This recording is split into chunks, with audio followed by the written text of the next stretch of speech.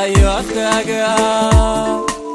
niyada istareex kuwaatay qotalkiyo anta waxa iga gooya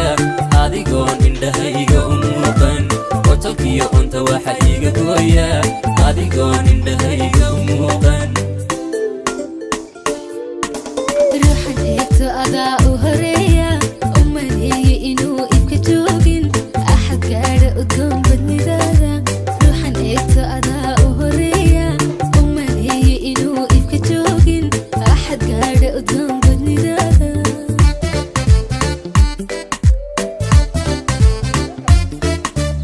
erayadan ka maqlaayo afkaaga